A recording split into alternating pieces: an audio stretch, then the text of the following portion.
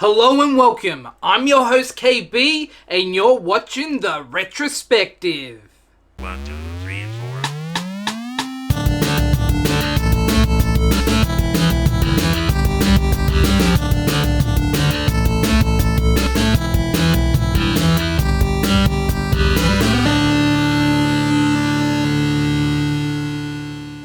While I am a Scooby-Doo fan, I am very far from being an expert when it comes to the character or the franchise. And while I have covered a couple of Scooby-Doo series in the past, I am way more familiar with the TV series than I am the movies. In researching the absurd amount of movies released, both theatrically and straight to home video, I came to realize I've only seen a fraction of what there is on offer.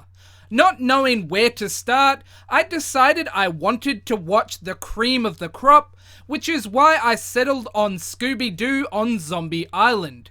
While there is no consensus best Scooby-Doo film, Zombie Island has the highest online rating, as well as appearing in the top 2 to 3 of most fans' best of lists when it comes to Scooby-Doo movies.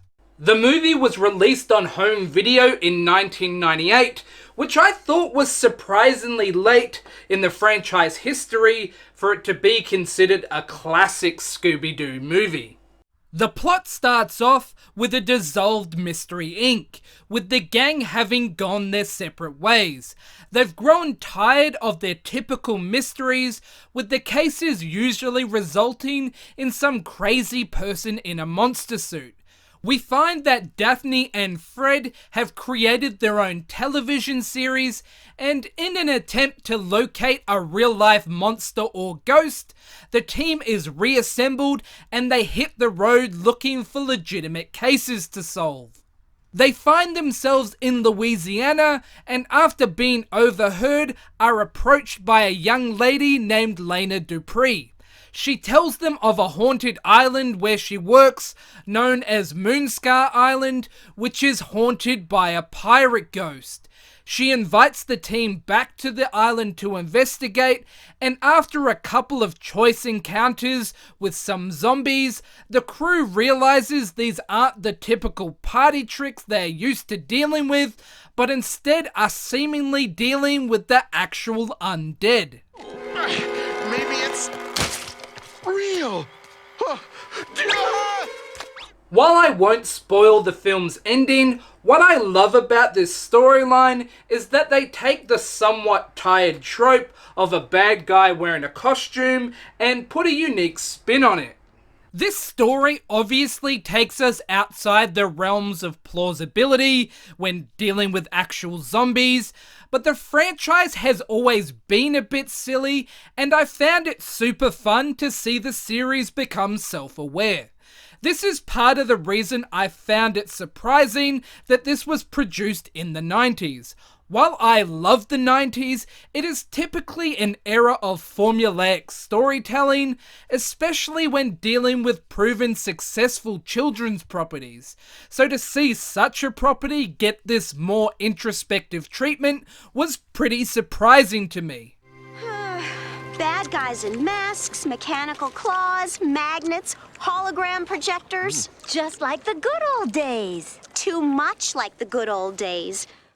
While it was made for home video release, the production level here is top notch, which gives it that high quality theatrical film release feel.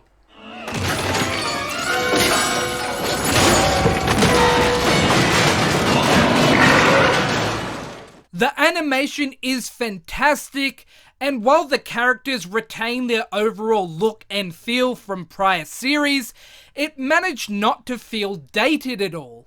We get some great music and a superb cast of voice acting royalty from Billy West, Mark Hamill to Tara Strong. With a runtime of 76 minutes, this hits the sweet spot for the perfect running time for an animated feature-length film. I've always preferred seeing Scooby in the animated realm as opposed to live action, so for me, this movie ticks all the boxes. Like I said, I'm not super versed in the world of Scooby-Doo movies, but I can see why this one is much beloved. Unfortunately, the same can't be said for its 2019 sequel, Return to Zombie Island, which while I haven't seen it, it appears to be unanimously hated by fans online.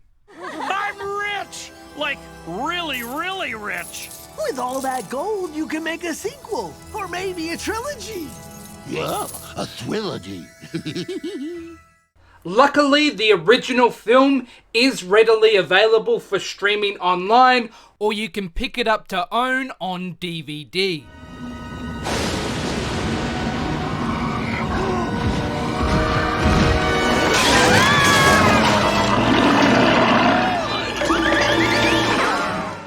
Thank you very much for watching this episode. If you haven't done already, please subscribe to the channel. Maybe go over to the Facebook page and give that a like. And as always, I'll catch you guys on the next episode of The Retrospective.